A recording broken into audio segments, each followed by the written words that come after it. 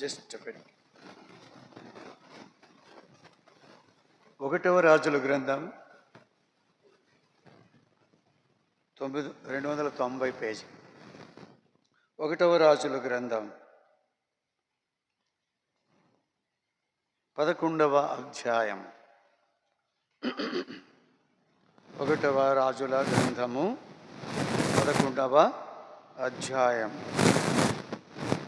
1 నుండి 4 వరకు మార్చి చదువుకుందాం.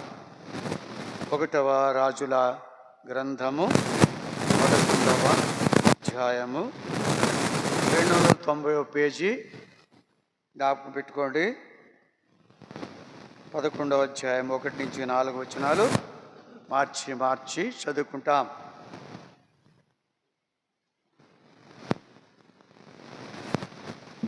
ఓకే. మోయాబీయులను, ఎదోమీయులను, అమ్మోనీయులు, షిదోనీయులు, హిత్తీయులు అనుజనులు మీ హృదయములను తమ దేవతల తట్టు త్రిప్పుదురు గనుక వారితో సహవాసము చేయకూడదనియు వారిని మీతో సహవాసము చేయనీయకూడదనియు యెహోవా ఇశ్రాయేలీయులకు సెలవిచ్చి ఉన్నాడు. చదవండి. అయితే రాజైన సొలొమోను ఫరో కుమార్తెను గాక ఆ జనులలో ఇంకా అనేక మంది పరస్త్రీలను మోహించి అతనికి 700 మంది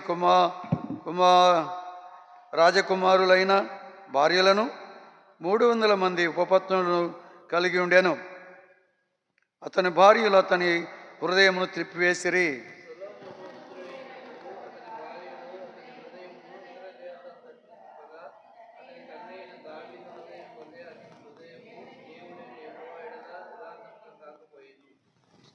ప్రార్థన చేసుకుందాం.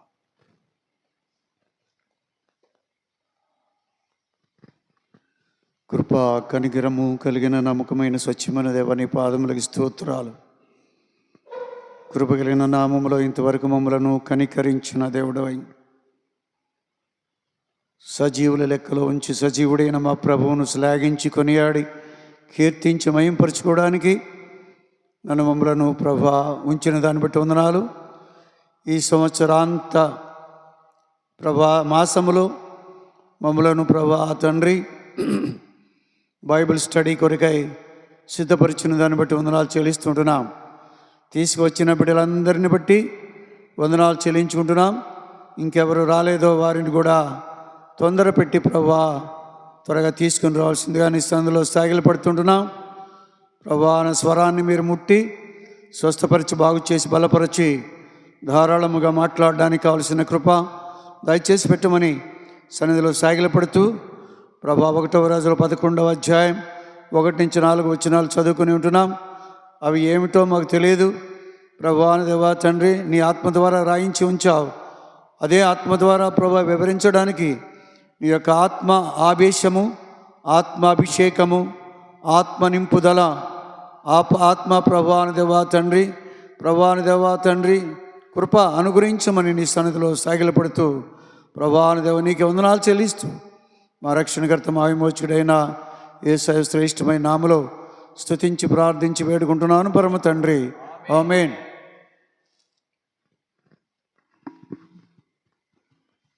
ఇక్కడ మనం ఒక దగ్గర చదువుకున్నాం సొలొమోను అనేది. సొలొమోను అంటే ఏంటి అర్థం? అసలు జ్ఞానము కలిగినటువంటి వాడు అని. జ్ఞానము కొరకు దేవుణ్ణి అడిగినప్పుడు నీకేం కావాలి కోరుకో అనినప్పుడు నాకు నీ యొక్క సువిశాలమైనటువంటి దేశాన్ని పరిపాలించడానికి, ఈ యొక్క ప్రజలకు తీర్పు తీర్చడానికి కావలసినటువంటి జ్ఞాన వివేకములు అనుగ్రహించుము అని ఆయన అడిగితే దేవుడు చక్కగా మంచిగా అడిగేవు కానీ నీకు ఐశ్వర్యం అడగలేదు, అయినా ఇస్తాను. ఇతర దేశస్తులను జయించడానికి అడగలేదు, అయినప్పటికీ కూడా ప్రశాంతతను నీకు అనుగ్రహిస్తాను అని అడగకపోయిన దాన్ని కూడా ఇచ్చినటువంటి దేవుడుగా శభాష్ అని నీలాంటి వాడు ఇక ముందు పుట్టడు, ఇందుకు ముందు లేడు అని మంచిగా ఆశీర్వదించినటువంటి స్థితిని మనము అక్కడ ఈ అధ్యాయంలోనే చూస్తాం. రెండోది అది కొంచెం చదవండి, కొంచెం 3వ అధ్యాయంలో నీ దాసుడనైన నేను 7వ వచనం నుంచి చదువు. నా దేవా యెహోవా, నీవు నా తండ్రి అయిన దావీదునకు బదులుగా నీ దాసుడనైన నన్ను రాజుగా నియమించి ఉన్నావు. అయితే నేను బాలుడను, కార్యములు జరుపుటకు నాకు బుద్ధి చాలదు. నీ దాసుడనైన నేను నీవు కోరుకొనిన జనుల మధ్య ఉన్నాను. వారు విస్తరించి ఉన్నందున వారిని లెక్క పెట్టుటయు వారి విశాల దేశమును తనిఖీ చేయుటయు అసాధ్యము. ఇంత గొప్పదైన నీ జనమునకు న్యాయం తీర్చగలవాడు ఎవడు? కాబట్టి నేను మంచి చెడ్డలు వివేచించి నీ జనులకు న్యాయం తీర్చున్నట్లు నీ దాసుడనైన నాకు వివేకం గల హృదయము దయచేయుము. సొలొమోను చేసిన ఈ మనవి ప్రభువునకు అనుకూలమాయను గనుక దేవుడు అతనికి ఇలాగు సెలవిచ్చెను, దీర్ఘాయునైనను ఐశ్వర్యమునైనను నీ శత్రువుల ప్రాణంనైనను అడుగక న్యాయములను గ్రహించుటకు వివేకం అనుగ్రహించుమని నీవు అడిగితివి. నీవు ఇలాగున అడిగినందున నీ మనవి ఆలకించుచున్నాను. బుద్ధి వివేకములు గల హృదయము నీకిచ్చుచున్నాను. పూర్వీకులలో నీ వంటి వాడు ఒకడునూ లేడు, ఇక మీదట నీ వంటి వాడు ఒకడునూ ఉండడు. అది ఎంత మంచిగా ఆశీర్వదించాడు. పూర్వీకుల్లో నీలాంటి వాడు ఉండడు, ఇక ముందుకు కూడా నీలాంటి వాడు ఉండడు అని ఆశీర్వదించినటువంటి వాడిగా ఉన్నాడు.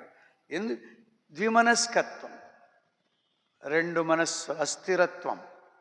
రండి యాకోబు దగ్గరికి వెళ్దాం. రండి మన పాఠం దగ్గరికి వెళ్ళిపోదాం. యాకోబు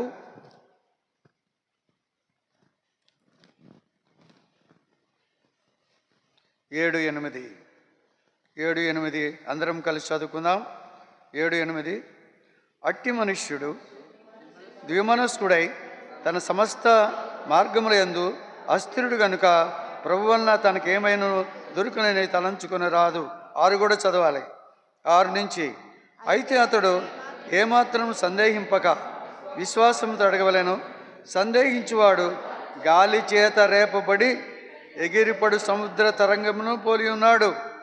అట్టి మనుష్యుడు ద్విమనస్కుడై తన సమస్త మార్గముల యందు అస్థిరుడు గనుక ప్రభు వలన తనకేమైనా దొరుకునని తలంచుకొని రాదు. అస్థిరుడు. దినాన మనం చూసేది ఏంటంటే అస్థిరుడు అంటే ఏంటి? స్థిరత్వం లేనివాడు, అటుకసేపు ఇటుకసేపు ఉండేటువంటి వాడు అస్థిరుడు. అస్థిరుడు అంటే ద్విమనస్కుడు అని కూడా ముందన్నాడు. ద్విమనస్కుడు అంటే 2 మనస్సులు కలిగినటువంటి వాడు. కాసేపు లోకంలో ఉంటాడు, కాసేపు మందిరంలో ఉంటాడు. అక్కడ అది చేస్తూ ఉంటాడు, ఇక్కడ ఇది చేస్తాడు. ఇక్కడ ఆరాధన చేస్తాడు, బలి తీసుకుంటాడు, బయటికి వెళ్ళిపోతాడు, అక్కడ చేయాల్సినవన్నీ అక్కడ చేస్తూ ఉంటాడు. ద్విమనస్కుడు, 2 మనస్సులు కలిగిన వాడు. అలాంటి వాడిని ఏమంటారంటే అస్థిరుడు అంటారు. అస్థిరుడు అంటే స్థిరత్వం లేనివాడు, స్థిరమైనటువంటి పునాది లేనటువంటి వాడు అస్థిరుడు. ఆడు ఎలా ఉంటాడంట? గాలికి రేపబడినటువంటి సముద్ర తరంగముల వలె, అలల వలె ఎగిరెగిరి పడతా ఉంటాడంట. అదే రాశాడు. ఏమన్నాడు? సందేహించువాడు గాలి చేత రేపబడి ఎగిరిపడు సముద్ర తరంగములను పోలియుండును. ఆ గాలికి ఎగిరిపడినటువంటి ఆ నీళ్లు ఎటు పడతాయో తెలియదు, అటు పడతాయో ఇటు పడతాయో తెలియదు. అది స్థిరత్వం లేనటువంటిది. గాలికి ఎగిరిపడేటువంటి వాడిగా. చెట్టు గాలి వచ్చిందంటే చెట్టు ఎటు పడుద్దో తెలియదు, గాలి ఎటు ఎక్కువగా ఉంటే అటు పడుద్ది. అలాగే మన మనస్సు దేని వైపు ఎక్కువగా లాగుతూ ఉంటే అటు వెళ్ళిపోయేటువంటిదిగా ఉంటూ ఉంటుంది. కాబట్టి మనము అస్థిరత్వం ఉండకూడదు, స్థిరముగా ఉండాలి, స్థిరత్వం ఉండాలి.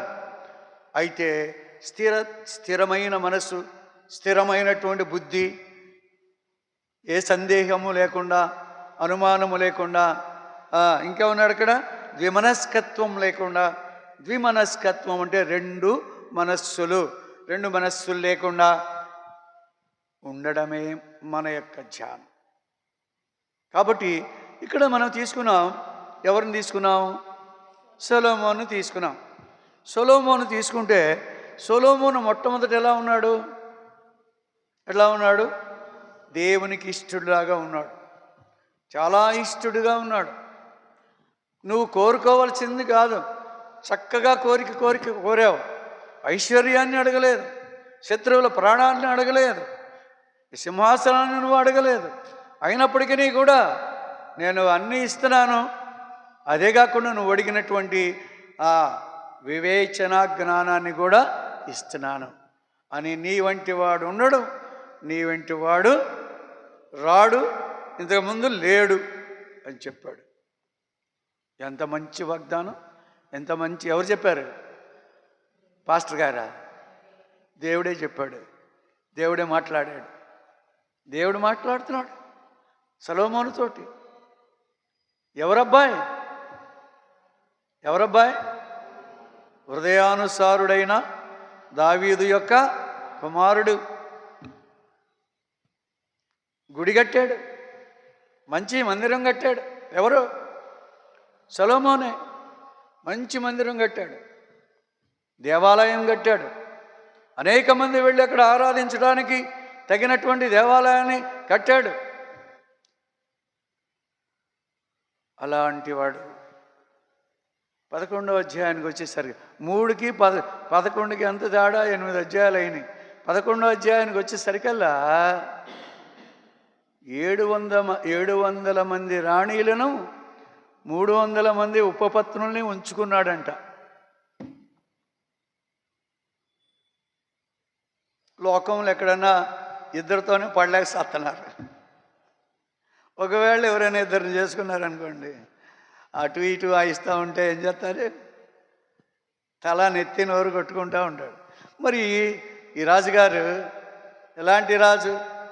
దైవ అంశ కలిగినటువంటి వాడు, దేవుడికి ఇష్టడైనటువంటి వాడు, దేవుని దయ పొందినటువంటి వాడు, దేవుడు హెచ్చించినటువంటి వాడు. అలాంటి వాడు ఇక్కడికి వచ్చేవరకల్లా ఏమవుతున్నాడంట? భార్యల మాట విని ఇతర దేవతలకు దేవాలయాలు కూడా కట్టాడంట. దేవుని మందిరం కట్టినోడు ఇతర దేవతలకి ఆలయాలు కట్టాడంట. అడిగి చదువు. అయితే రాజైన సొలొమోను ఫరో కుమార్తె గాక ఆ జనులో ఇంకా అనేక మంది పరస్త్రీలను మోహించి కామాతురత గలవాడై వారిని ఉంచుకొనుచు వచ్చాను. ఎంత భయంకరం! మోహించడం, కామాతురత కలిగినటువంటి వాడుగా ఉండటం, ఉంచుకోవడం. ఆ మాటలు అతనికి తగవు, సొలొమోను రాజుకి తగవు. అతనికి 700 మంది రాజకుమార్తెలైన భార్యలను 300 మంది ఉపపత్నులను కలిగి ఉండిరి. అతని భార్యలు అతని హృదయమును త్రిప్పివేసిరి.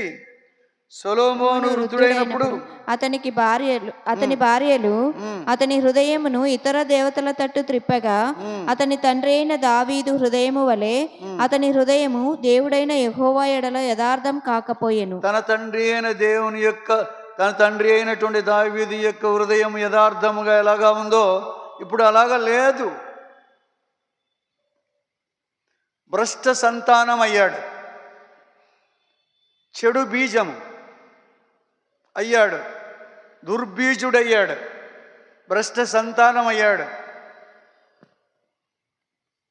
వృద్ధుడైనప్పుడు ఎప్పుడైతే వృద్ధుడయ్యాడో భార్యలు ఇంతమంది కూడా అతని చుట్టూ చేరి అతని మనస్సును త్రిప్పివేశాను.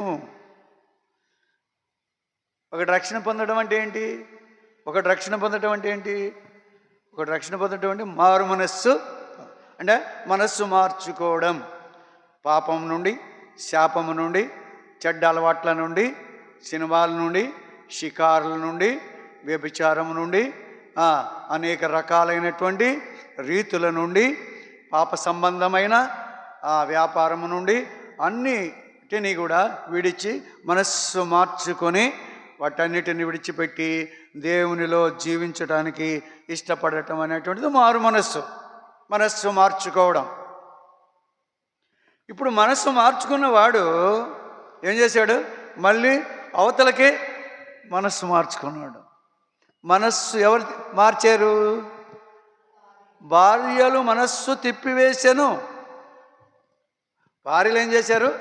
మంచి మనసుని భార్యలు ఏం చేస్తారు? తిప్పేస్తారు. ఇలాంటి సంఘటన ఒకటి చెప్పండి. ఇలాంటి సంఘటన ఒకటి చెప్పండి.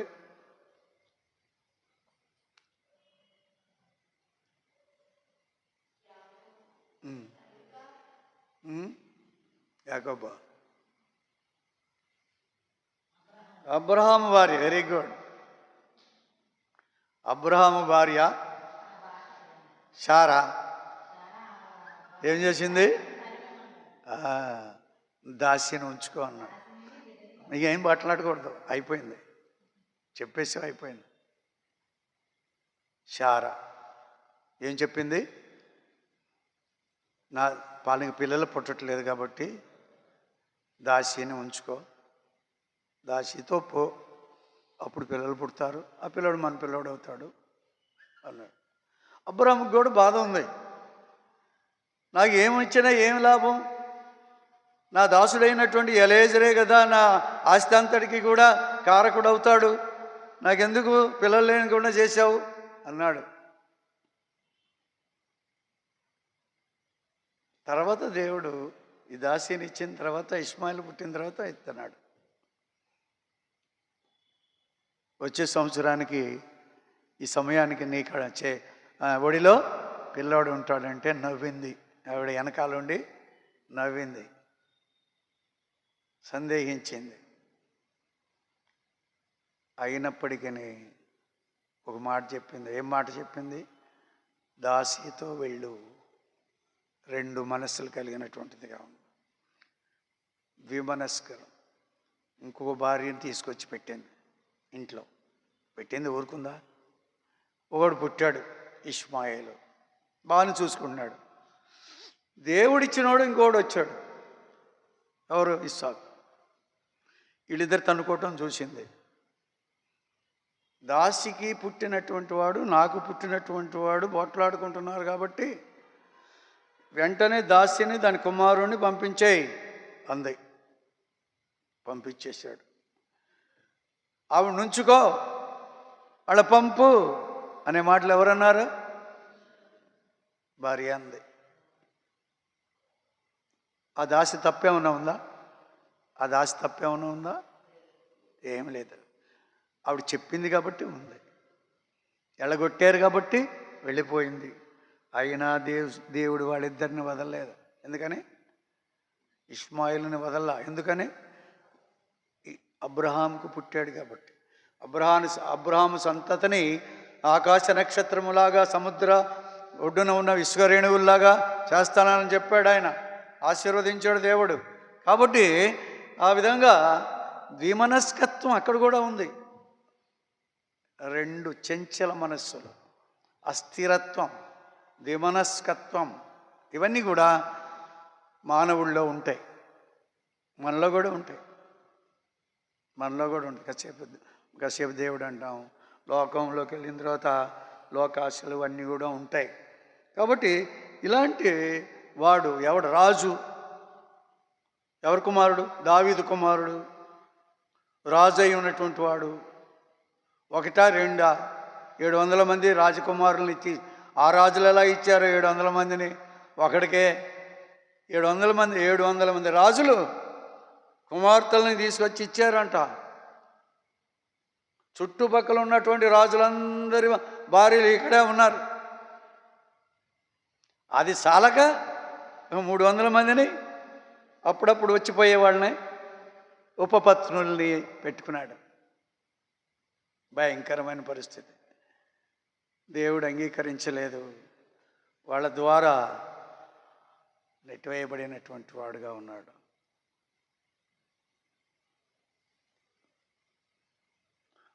దావీదు హృదయం వలె అతని హృదయం దేవుడైన యెహోవా యెడల యథార్థము కాకపోయెను. దేవుడికి ఏం కావాలి? యథార్థమైన హృదయం కావాలి. దావీదు హృదయము యథార్థమైన హృదయం, హృదయానుసారుడు అందుకని అన్నారు. అలాగా లేకుండా పోయినదిగా మనం ఇక్కడ చూస్తూ ఉన్నాం. కాబట్టి రెండు మనస్సులు అనేవి ఉండకూడదు. ఈరోజు మనం చదువుకునేది ఏంటి? ఇక్కడ ఏమంటున్నాడు? అస్థిరత్వము, ద్విమనస్కత్వము. అలల వలె అటు ఇటు కొట్టబడేటట్లుగా ఉండకూడదు. అటు కాసేపు ఇటు కాసేపు ఉండకూడదు. రెండు గుర్రాల మీద రెండు కాళ్ళు పెట్టాడు అనుకోండి, రెండు కాళ్ళు పెట్టి రెండు గుర్రాల మీద పెట్టాడు అనుకోండి, ఆ గుర్రం అటు పోద్ది, ఈ గుర్రం ఇటు పోద్ది, అబ్బాయి కింద పడిపోతాడు. కాబట్టి రెండు వాటి మీద మనస్సును పెట్టకూడదు. చంచలత్వం అంటారు దాన్ని. 2వ తెస్సలోనికలు రాసిన పత్రిక 2వ అధ్యాయం 2వ వచనం. 2వ తెస్సలోనికలు రాసిన పత్రిక 2వ అధ్యాయము 2వ వచనము. మీరు త్వరపడి చంచల మనస్కులు కాకుండవలెననియు బెదరకుండవలెననియు మన ప్రభు అయిన యేసుక్రీస్తు రాకడను బట్టియు మనము ఆయన యొద్ద కూడుకొనుటను బట్టియు మిమ్మును వేడుకొనుచున్నాము. అది మీరు త్వరపడి చంచల మనస్కులు కాకుండవలెననియు బెదరకుండా ఉండవలెననియు మన ప్రభు అయిన యేసుక్రీస్తు రాకడను బట్టి మనము ఆయన యొద్ద కూడుకొనుటను బట్టి మిమ్మల్ని వేడుకొనుచున్నాను. కాబట్టి మనం ఏం చేయాలి? తొందరపాటు లేకుండా చంచల మనస్కులు ఉండకూడదు. చంచల మనస్సు అంటే ఏంటి? చంచల మనస్సులు అంటే అటు కాసేపు ఇటు కాసేపు చలించిపోయేటువంటి, కదిలిపోయే, స్థిరత్వము లేని, స్థిరముగా నిలబడలేని, చంచలమైన, అటు ఇటు కొట్టుకొని పోయేటువంటి మనస్సు మనకి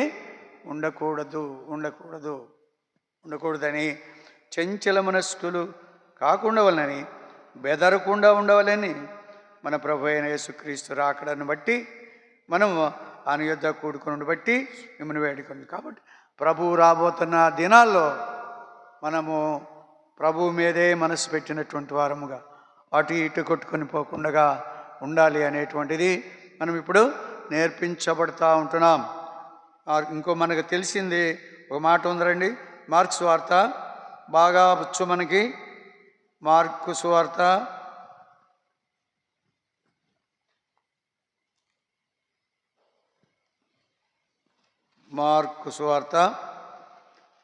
10వ అధ్యాయం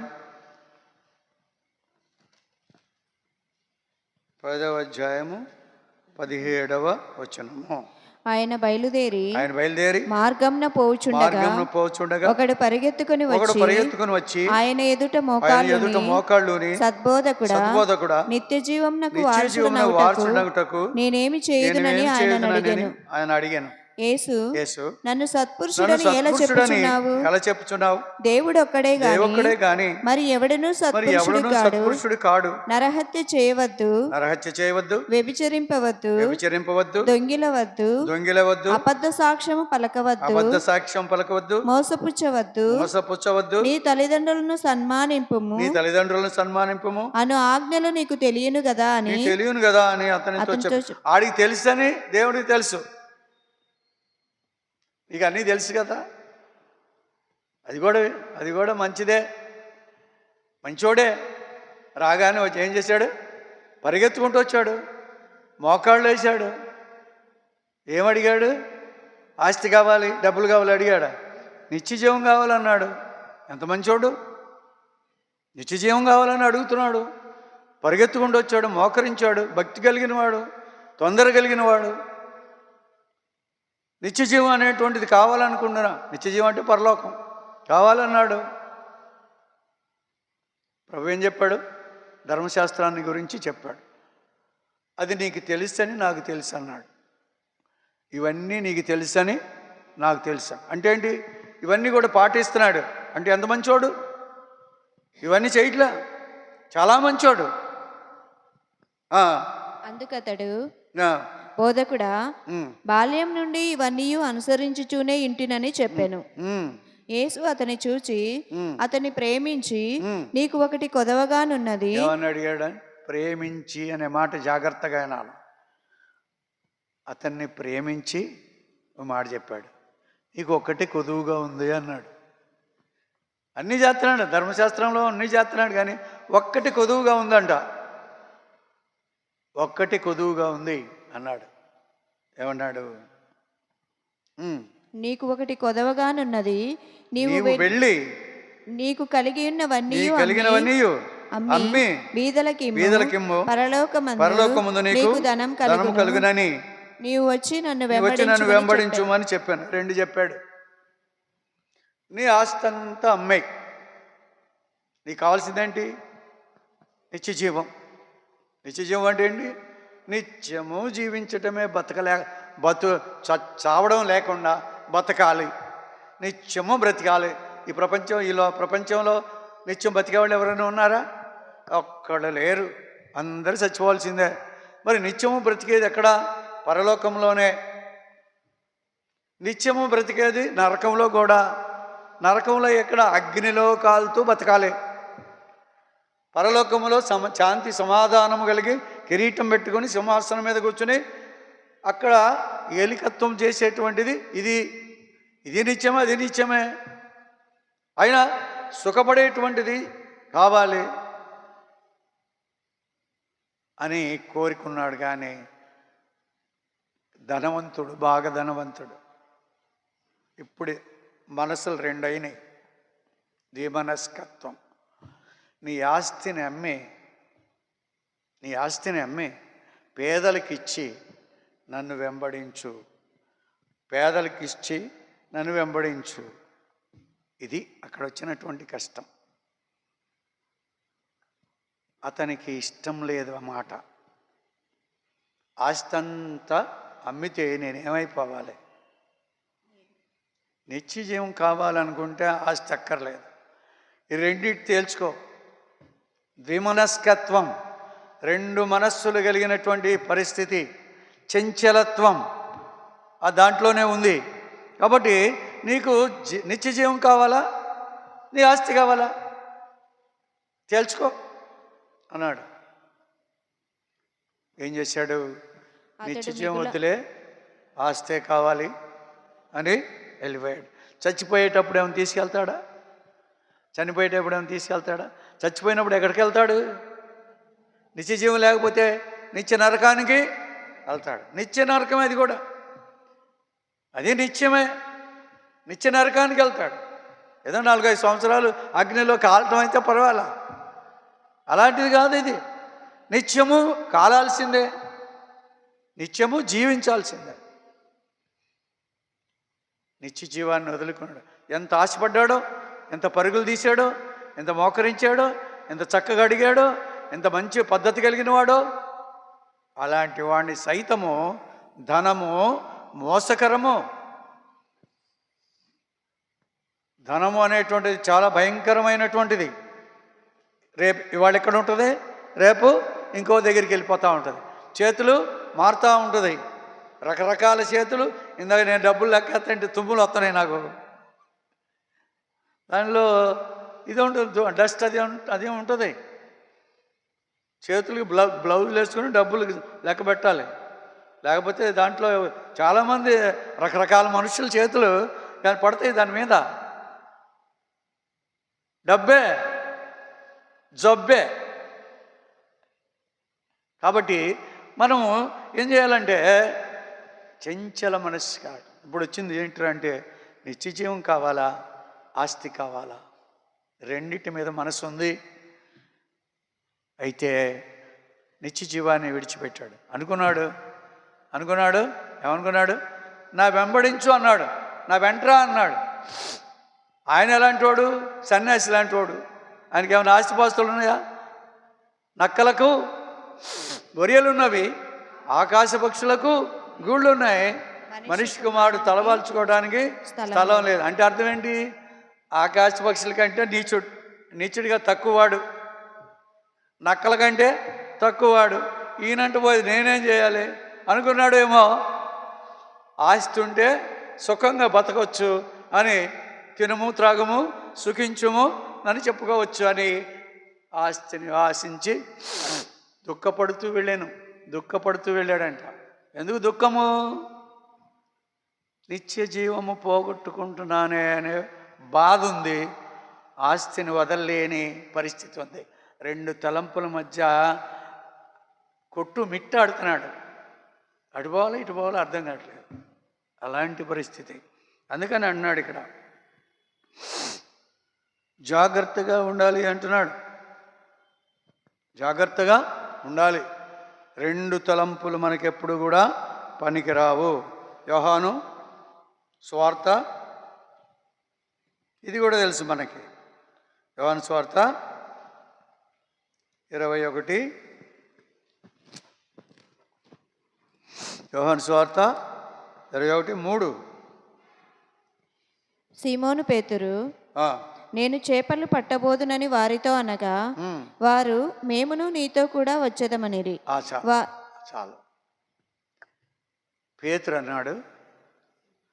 పేతురు యేసు ప్రభు శిష్యులు ఎంతమంది చెప్పాలా? ఎంతమంది? 12 మంది.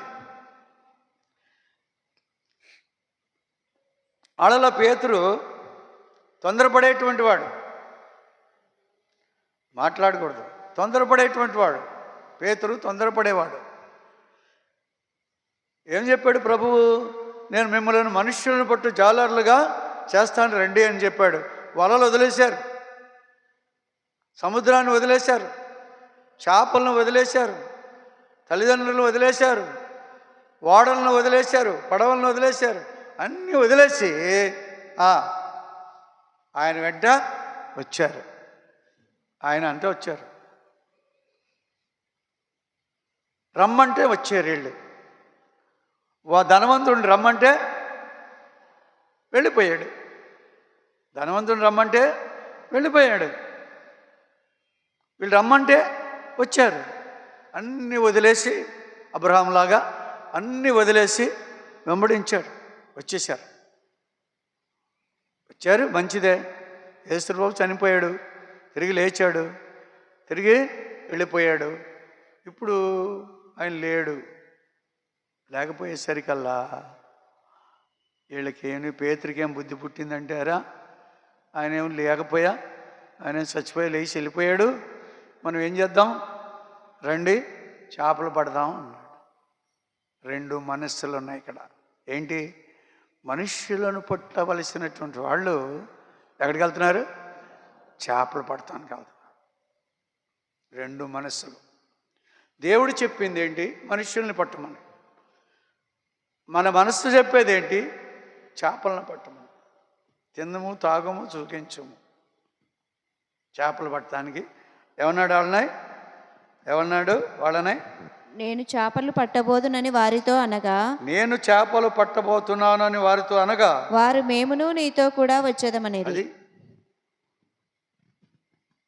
నేను మీతో వాళ్ళు కూడా ఈ పార్టీయే. ఏ పార్టీ?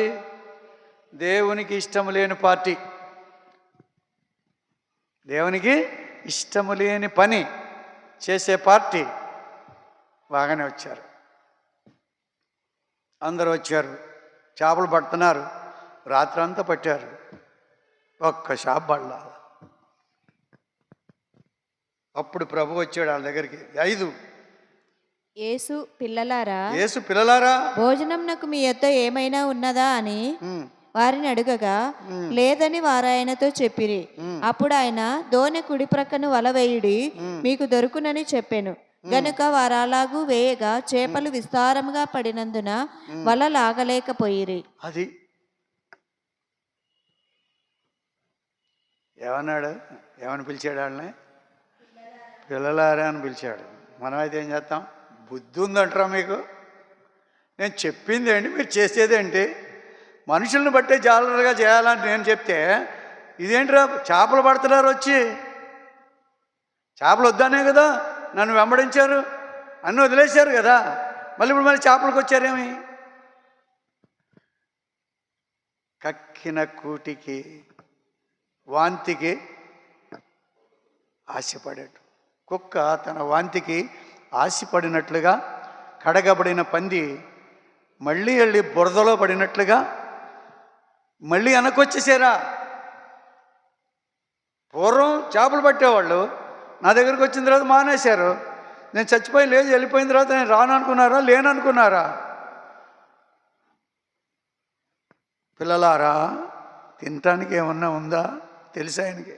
ఏమి లేదండి. రాత్రి అంతా ఏం పట్టలేదు. అప్పుడు ఆయన దోనె కుడి ప్రక్కన వెలయేవిడి మీకు దొరికినని చెప్పాను. అప్పుడు యేసు ప్రభు అనుకున్నారు. ఎందుకని చెప్పండి?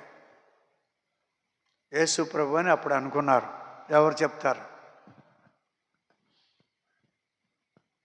వాళ్ళకి యేసు ప్రభు అని ఎలా తెలిసింది?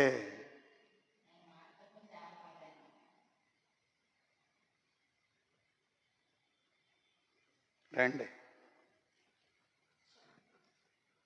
లూకాసు వార్త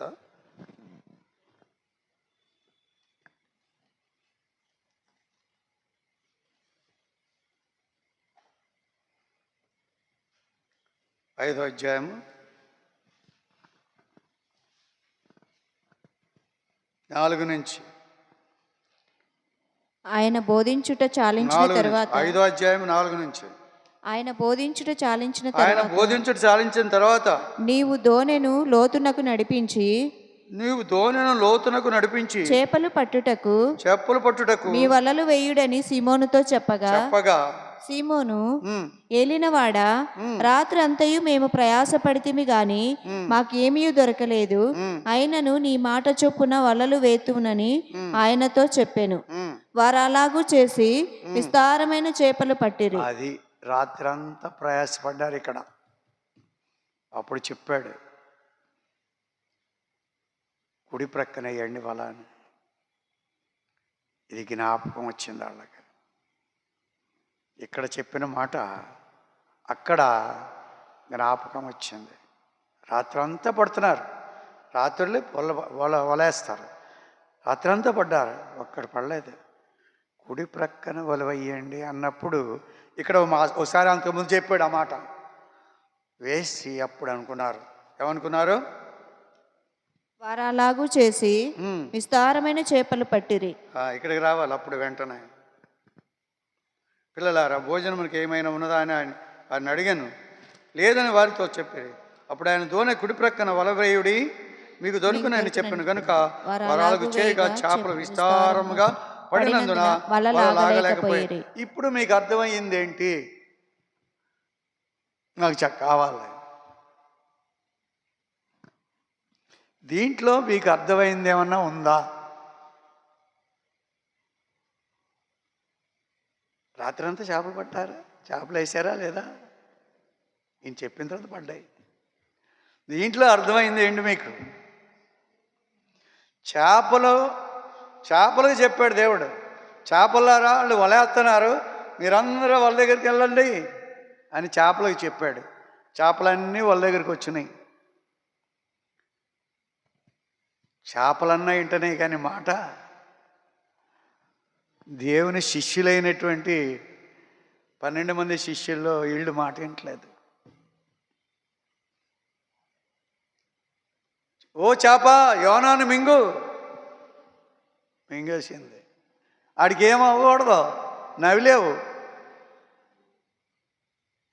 లోపల పెట్టి దాచిపెట్టుకో, అవసరమైనప్పుడు కక్కే అంటే చేప మాట ఉంది. చేపలన్నీ వచ్చేసినాయి. అంతకుముందు పడని చేపలు ఇప్పుడు ఎందుకు వచ్చినాయి? కుడివైపున వల వేయండి అంటే కుడివైపుకి వచ్చేసినాయి వల చేప దగ్గరికి. ఎలా వచ్చినాయి? దేవుని మాట వింటున్నాయి.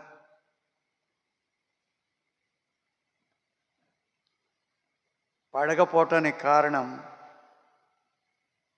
15వ వచనం, 21:15.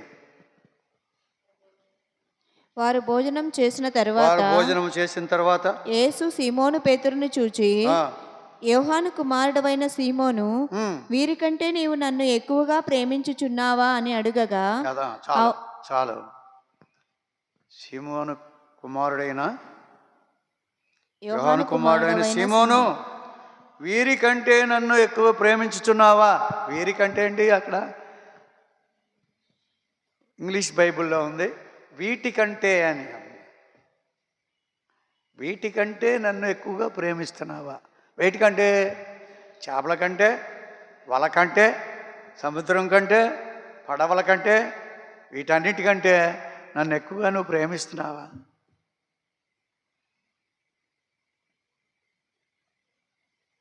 ఇప్పుడు దేవుని మందిరానికి రావాలనుకోండి ఆదివారం, దేవుని ప్రేమ నీలో ఉంటే ఆదివారం ఏ పని ఉన్నా దేవుని మందిరానికి వస్తావు. నువ్వు మందిరానికి రాకపోతే నేను అడిగే దేవుడు ఏమడుగుతాడు? మందిరపు కంటే ఎక్కువగా నన్ను ప్రేమిస్తున్నావా? నీ లోకంలో ఉన్నదానికంటే ఎక్కువగా నన్ను ప్రేమిస్తున్నావా? నన్ను ప్రేమిస్తే నువ్వు ఎక్కడ ఉండాలి? మందిరంలో ఉండాలి. నువ్వు బయటికి వెళ్ళిపోతున్నావు, ఇంకేదో పని పెట్టుకుంటున్నావు, జీవన విధానంలో కొట్టుమిట్టాడుతున్నావు, ఎలా జీవించాలని, ఎలా బ్రతకాలి అని బ్రతుకు తెరువు కోసం ప్రాకులాడుతున్నాం.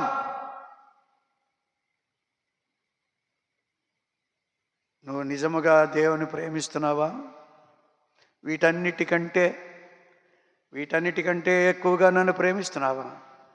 నేను లోకంలో తిండి కోసం తెప్పలు పడొద్దనలా.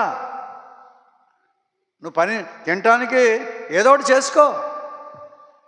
వాటికంటే ఎక్కువగా నన్ను నాకు ఉద్యోగం ఉంది, డబ్బులు వస్తాయి, ఇంకో పని చేసుకుంటారు, డబ్బులు వస్తాయి. వాటికంటే నన్ను ఎక్కువగా ప్రేమిస్తున్నావా? ఎప్పుడు అడిగాడు ఆ మాట? అందరూ భోజనము చేసిన తర్వాత. ఆ ముందు అడిగితే ఎలా ఉండదు, 3 సార్లు అడిగాడు, నన్ను ప్రేమిస్తున్నావా? నువ్వేం చేయాలి? చదువు అని అడుగుతాడు. అవును ప్రభువా, నేను నిన్ను ప్రేమించుచున్నానని నీవే ఎరుగుదువని ఆయనతో చెప్పాను. ప్రభువా, నేను ప్రేమిస్తున్నానని నీకు తెలుసు. యేసు నా గొర్రె పిల్లలను మేపుమని అతనితో చెప్పాను. ఏం చేయాలంట? గొర్రె పిల్లలను మేపాలి. గొర్రె పిల్లలను మేపడం అంటే ఏంటి? సంఘాన్ని మేపాలి. సంఘానికి వాక్యం చెప్పాలి. నువ్వు సంఘాన్ని వదిలేసేసి చేపల కోసం వస్తావా? మనుషులను బట్టే జాలరుగా నేను చేస్తే అది మానేసుకొని ఇక్కడికి చేపలు పడతాని జాలరుగా వచ్చేసావా? 2 మనస్సులు, 2 తలంపులు, అస్థిరత్వం, చంచలత్వం కలిగినటువంటి వాడుగా మనం అక్కడ వీరిని చూడగలుగుతూ ఉంటున్నాం, పేతురు మిగిలిన వాళ్ళని. కాబట్టి మనము కూడా 3 సార్లు అడిగిన తర్వాత బాధపడ్డాడు. తర్వాత కొంచెం బాధపడ్డాడు. 3 సార్లు అబద్ధం ఆడినోడు కదా, 3 సార్లు అబద్ధం ఆడినోడు కదా, అందుకని 3 సార్లు అడిగాడు. కాబట్టి ఈ మనస్సు మనకి మళ్ళీ వెనక్కిపోయేటం, మనంతో పూర్వం ఏ పని చేసుకునే వాళ్ళమో ఆ పనికి వెళ్ళిపోయేటువంటి వాళ్ళంగా ఉంటున్నాం. ఏ పాపం చేసేవాళ్ళమో ఆ పాపానికి వెళ్ళిపోయేటువంటి వారంగా ఉంటాడు. అలాంటి ఇది కాకుండా మనస్సు మార్చుకొని ఒక దాని మీదకి స్థిరత్వానికి వచ్చిన తర్వాత అస్థిరత్వం పనికిరాదు, చంచలత్వం పనికిరాదు అని అక్కడ చెప్పబడతా ఉంటుంది. కాబట్టి మనము ఏ విధముగా ఉన్నామో ఒకసారి చూసుకోవాల్సినటువంటి వారుగా. మనకి 2 మీద మనస్సు పెట్టకూడదు, 2 మీద మనస్సు ఉండకూడదు. 2వ రాజులు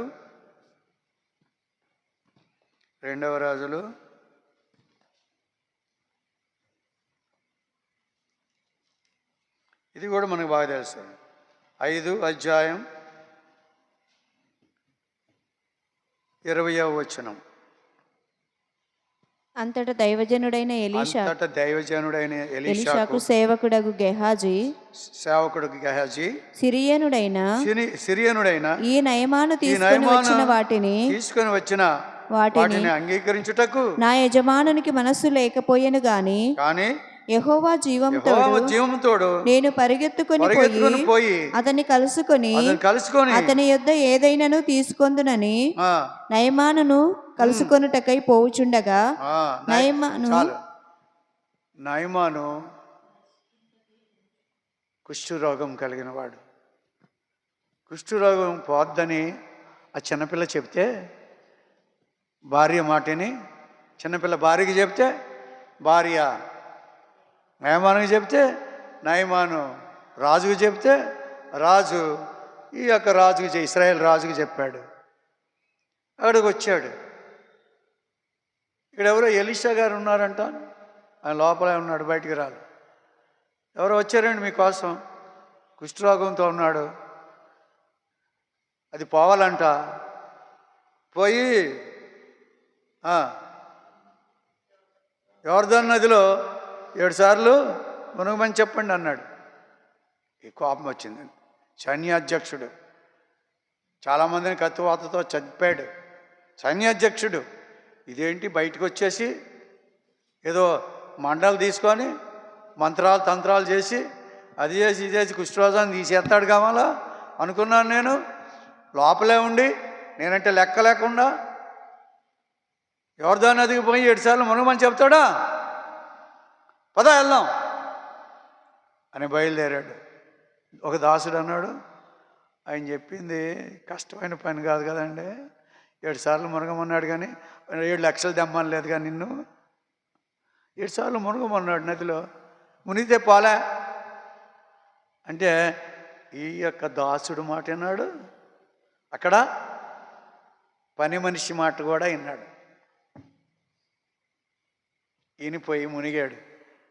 ఒకసారి మునిగి లేచాడు. నేను అనుకున్నాను, నాకు తెలుసు. రెండోసారి మునిగాడు, అదే వల్ల మూడోసారి మునిగాడు. 6 సార్లు మునిగినా కూడా శరీరం ఏమి మార్పు రాలా. ఎందుకు వచ్చిన కూడా ఏదో మునిగేద్దాం కింద మునిగి పైకి లేచాడు. పసిపిల్లవాని హృదయం శరీరంలాగా అయిపోయింది. చూసుకున్నాడు, ఓరి బాబు ఇంత మంచి మాట, అతని మాట ఎంత శక్తి ఉంది ఆయన మాటకి అని బయటకు వచ్చి డబ్బులు ఇచ్చేశాడు. డబ్బులు ఇచ్చేస్తే వద్దు నాకు అక్కర్లేదు. ఎవరికి? ఎలీషాకి. డబ్బు ఆశ చూపించాడు. ఇదిగో ఇవన్నీ తీసుకోను అని చెప్పాడు. చెప్తే నాకు అక్కర్లేదు నేను తీసుకోను అన్నాడు. నిజమైనటువంటి సేవకుడు. నాకు అక్కర్లేదు అని చెప్పాడు. నాకు అక్కర్లేదని చెప్పిన తర్వాత అప్పుడు గెహజీ చూశాడు, నా యజమానుడికి అలాంటి మనస్సు లేకపోయాను. యెహోవా జీవముతోడు నేను పరిగెత్తుకుని పోయి అతన్ని కలుసుకొని, ఆయనకి మనస్సు లేదు, మనసు నాకుంది. ఏ మనసు? తీసుకునే మనసు ఉంది, వద్దనే మనసు ఆయనకు ఉంది. ఈ 2 మనసులు ఉన్నాయి ఇక్కడ. వద్దనే మనసు ఆయనకు ఉంది, తీసుకునే మనసు నాకు. నా యజమానుడికి మనస్సు లేదు, నేను పరిగెత్తుకుని వెళ్ళిపోయి నేను మళ్ళీ తెచ్చుకుంటా అని పరిగెత్తుకుంటూ వెళ్ళిపోయి, అయ్యా ఇందాక మా యజమానుడు వద్దన్నాడు కానీ ఇప్పుడు ఇంకో దేశం నుంచి అరణ్య మార్గాన ఒకళ్ళు వచ్చారు, వాళ్ళకి కావాలనుకుంటున్నారు, మళ్ళీ తీసుకురమ్మన్నాడు అండి అంటే, ఇంకా తీసుకెళ్ళి ఇంకా ఎక్కువ తీసుకెళ్ళమని ఇచ్చాడు. తీసుకొచ్చి ఏం చేశాడు? అందుకు నయమాను, నీకు అనుకూలమైతే రెట్టింపు వెండి తీసుకొనుమని బతిమాలి 2 సంచులలో 4 మణుగుల వెండి 2 దుస్తుల బట్టలనిచ్చి తన పనివారిలో ఇద్దరి మీద వాటిని వేయగా వారు గెహాజీ ముందర వాటిని మోసుకొని పోయిరి. అది అలాగా ఏం చేశాడు? దాచిపెట్టాడు. ఇంట్లో పెట్టి వచ్చి ఎదురుగా నిలబడ్డాడు. ఇక్కడ ఎవరెదురుగా? ఎలీషా ఎదురుగా నిలబడ్డాడు. ఏం తెలియనోడులాగా చూసాడు. ఆయనకేం లేదంట. ఎలీషాకి ఏం లేదని చెప్పాడు. మనస్సు లేదని చెప్పాడు. అప్పుడు ఏమంటున్నాడు ఎలీషా? నా మనస్సు నీతో కూడా రాలేదా అంటున్నాడు. ఇది ఏది లేదనుకున్నాడో అదే పోయిందంట మనసు ఆయనతో కూడా. నేను ఇక్కడే ఉన్నాను కానీ నా మనసు నీతో వచ్చింది. నువ్వేం చేసావో, ఏం తీసుకొచ్చావో, ఎక్కడ పెట్టావో, ఇక్కడికి వచ్చి మౌనంగా ఎలాగ నిలబడ్డావో అంతా తెలుసు నాకు. ఒక మాట చేత కుష్ఠరోగాన్ని పోగొట్టినాడు వాడి దగ్గర ఉన్నటువంటి నువ్వు, దైవత్వం కలిగినటువంటి ఎలీషాను, 2 ఆత్మలు కలిగినటువంటి ఎలీషా దగ్గర ఉన్నటువంటి నువ్వు దురాశాపరుడవై భ్రష్టమైనటువంటి ఆస్తి కోసరం ఆశపడి ఆయన వద్దంటే నా యజమానుడు ఎందుకు వద్దన్నాడో నేను కూడా అలాగే ఉండాలి, ఆయనకి 2 ఆత్మలు అయితే నాకు 4 ఆత్మలు రావాలి అని ఆశ లేకుండా ఆ కుష్ఠరోగుడి దగ్గర తీసుకొని కుష్ఠరోగాన్ని తెచ్చుకొని తన భార్యకి తన పిల్లలకి అందరికీ కూడా పంచిపెట్టినటువంటి వాడుగా ఉన్నాడు గేహజీ. గేహజీకి 2 తలంపులు ఉన్నాయి. ఏమిటవి? ఆస్తి కావాలి, ఇక్కడ దాసుని దగ్గర సేవ కావాలి, దాసుడితో ఉండాలి అంటే దాసుడిగా ఉండాలి, ఆస్తి కూడా తన యొక్క యజమానుడికి ఏది అక్కర్లేదో అది కావాలి నాకు. దురాశ గర్భము ధరించి పాపమును కనుక పాపము పరిపక్వమై మరణమును కనును అని ఉంది. దురాశ ఏం చేసిందంటే ఆశ ఉండొచ్చు, దురాశ పనికిరాదు. అవ్వలు ఆశగా ఉండేవాళ్ళు, ఆ చెట్టంక దేవుడు తినొద్దన్న పండంతా చూసుకుంటూ తిరిగేవాళ్ళు. చూసి ఇది వద్దు అన్నాడు కానీ ఎందుకు వద్దు అన్నాడా అనుకుంటా వెళ్ళిపోయేవాళ్ళు. ఆశ ఉంది తినాలని, దురాశ లేదు. దురాశ ఎప్పుడు పుట్టింది? ఆ పాము వచ్చింది, సాతానుడు వచ్చాడు, మీరు దేవదూతలాగా తింటే దేవదూతలాగా ఉంటారని దేవుడికి ఇష్టం లేక తినొద్దన్నాడు, కాబట్టి తిని చూడండి ఒకసారి ఎలాగైపోతారో అని చెప్పింది. ఎవరో చెప్పారు? సాతాను చెప్పాడు. సాతాను మాట అన్నాడు. దేవుడు యువతలో చెప్పాడు, 2 మనస్సులు ఏంటి? సాతాను తింటే దేవదూతలు అవుతారు, తింటే సస్తారన్నాడు దేవుడు. 2 మనస్సులు ఉన్నాయి. ఆఖరికి ఎటుపోయింది ఇది మనసు? సాతాను దగ్గరికి. అందుకనే అస్థిరత్వం, చంచలత్వం మనకి పనికిరాదు, సందేహం పనికిరాదు. ఎగరగొట్టబడినటువంటి సముద్రపు అలలలాగా ఎగిరిపడేటువంటిదిగా ఉంటుంది కానీ నిశ్చలమైన నిర్మలమైన నీటి మట్టం లాగా ఉండదు మనస్సు. దాన్ని బట్టి అలా ఉండకూడదని అక్కడ చెప్పేటువంటి వాడుగా ఉన్నాడు. ఇంకో మాట చూసుకుందాం రండి. లూకాసు వార్త 22 ఇది కూడా బాగా తెలుసు మనకి. 22:31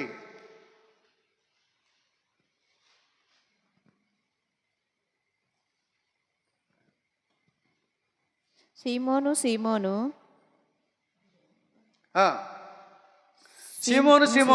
ఇదిగో సాతాను మిమ్మల్ని పట్టి గోధుమల వలె జల్లించుటకు మిమ్మల్ని కోరుకొనెను గాని నీ నమ్మిక తప్పిపోకున్నట్లు నేను నీ కొరకు వేడుకొంటినని నీ మనసు తిరిగిన తర్వాత నీ సహోదరులను స్థిరపరచుమని చెప్పాను. సీమోను ఇదిగో సాతాను మిమ్మల్ని బట్టి గోధుమల వలె జల్లించుటకు ఇష్టపడింది. సాతాను ఒక పక్క, రెండో పక్క దేవుడు పట్టింది. ఇదిగో జల్లించుటకు నీ నమ్మిక తప్పిపోకున్నట్లుగా నేను నీ కొరకు వేడుకొంటిని. అది నమ్మకం తప్పిపోకుండా జల్లెడలో ఉన్నటువంటి నీవు నమ్మకం తప్పిపోతావేమో. సాతాను నిన్ను జల్లెడలో వేసి తిప్పుతుంది, జల్లిస్తూ ఉంది. చల్లిస్తే దేవుడు వదిలేసాడురా నన్ను అనుకుంటావేమో. నీ నమ్మిక తప్పిపోకుండా నీ కొరకు నేను వేడుకుంటాను. ఇక్కడ 2 ఉన్నారు, అటు దేవుడు ఉన్నాడు, అటు సాతాను ఉన్నాడు. జల్లెళ్ళు ఎవరున్నారు? సీమోను ఉన్నాడు. జల్లెళ్ళు.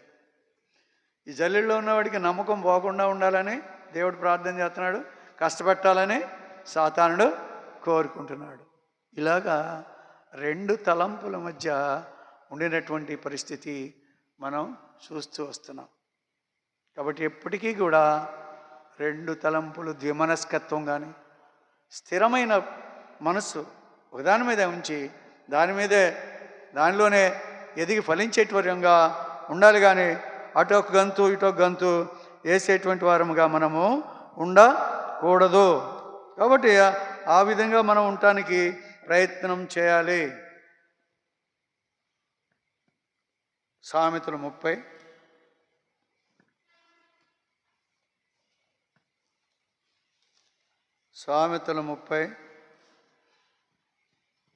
7. దేవా దేవా, నేను నీతో రెండు మనవులు చేసుకొనుచున్నాను. నేను చనిపోకముందు వాటిని నాకు అనుగ్రహించుము. వ్యర్థమైన వాటిని అబద్ధములను నాకు దూరముగా నుంచుము. పేదరికమునైనను ఐశ్వర్యమునైనను నాకు దయచేయకుము. తగినంత ఆహారము నాకు అనుగ్రహించుము. నేను కడుపు నిండిన వాడనై నిన్ను విసర్జించి యెహోవా ఎవడని అంటానేమో, లేక బీదనై దొంగిలి నా దేవుని నామమును దూషింతునేమో. ఏమంటున్నాడు? నాకు ధనవంతుడిగా చేయొద్దు, పేదోడిగా చేయొద్దు. రెండు తలంపులు. ధనవంతుడిగా వద్దు, పేదోడిగా వద్దు. ధనం ఎక్కువైపోతే కళ్ళు నెత్తికెక్కి దేవుడు ఎవడరా అంటానేమో. పేదవాడిని అయితే ఈ పేదరికాన్ని బట్టి దేవుడు ఎలాగా ఉన్నాడు, నన్ను ఈ స్థితిలో ఎందుకు ఉంచాడని నేను దూషిస్తానేమో నిన్ను. ప్రభా, నాకు దరిద్రత వద్దు, ధనవంతుడిగా కూడా వద్దు. నాకు ఏ పూట కూడా ఆ పూటకి చెప్తే పెడితే చాలు నాయన. నాకు కూడు కావాల్సిందే కానీ అవన్నీ అక్కర్లేదు. ఏ పూట కూడు ఆ పూట నాకు ఇచ్చేస్తే చాలు. ఆకలి లేకుండా జీవించేటట్లుగా ఉంటే చాలు, అంతే. నాకు ధనవంతుడిగా అవ్వాలని లేదు, దరిద్రుడిగా కూడా అవ్వాలని లేదు. ధనవంతుడిగా లాజరు ఎప్పుడైనా తిట్టాడా దేవుణ్ణి దరిద్రతని? ధనవంతుడు ఇంట్లోనే ఉన్నాడు. వాడిని అలాగెందుకు చేసావు, నన్ను ఇలాగెందుకు చేసావు అని లాజరు తిట్టాడు ఎప్పుడన్నా? తిట్టాడా? ప్రార్థనగా చేసుకునేవాడు, ప్రార్థనాపూర్వకంగా ఉండేవాడు. తను ఉన్న స్థితిలో తృప్తిపడి ఉండేటువంటి వాడు, సంతృష్టి కలిగిన మనస్సు కలిగినటువంటి వాడుగా ఉండేవాడు. నాకు ఇది ఇచ్చాడు, దీంతో నేను ఉండాలంతే అని సంతృప్తి కలిగినటువంటి వాడుగా ఉన్నాడు. పరలోకానికి వెళ్ళాడు. ఎంత పేదవాడు! కుక్కలు తినే మొక్కలు తినేటువంటి వాడు, మొక్కలు తినేవాడు. కుక్కలు వచ్చి పుళ్ళుంటే ఆరోగ్యం లేక వాటిని నాగుతుంటే ఊరుకునేవాడు.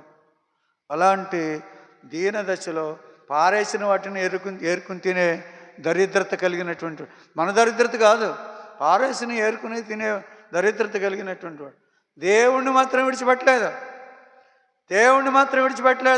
ధనవంతుడు ఎప్పుడు తిట్టలేదు.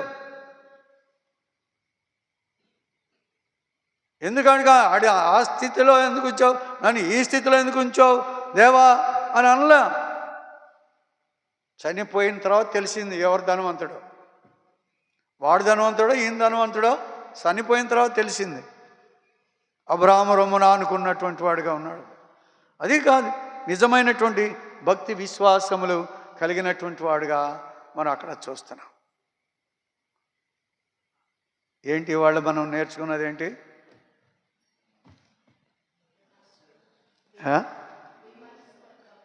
ద్విమనస్కత్వం పనికిరాలి, స్థిరత్వం కావాలి, చంచలత్వం ఉండకూడదు, రెండిటి మీద మనసు పెట్టకూడదు, లోకాన్ని దేవుణ్ణి ప్రేమించకూడదు. లోకంలో ఉన్నవాడు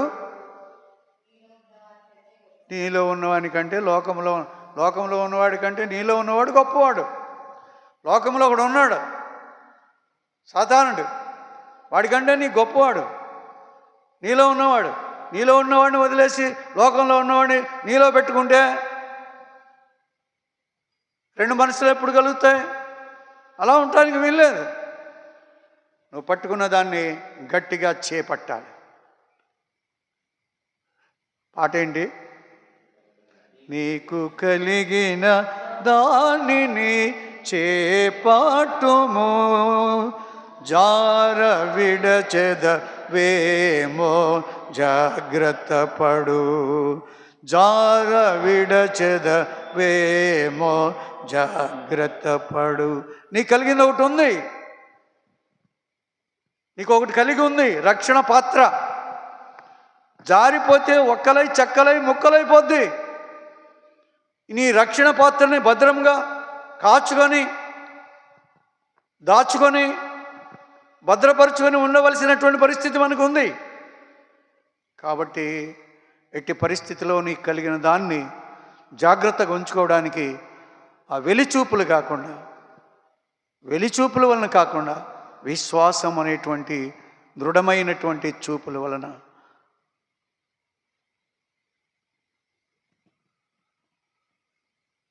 వాడేమంటాడు? ఎబ్రిల్ రాసిన పత్రికలు అంటాడు, ఏమంటాడు? ఒక మాట చదవదు.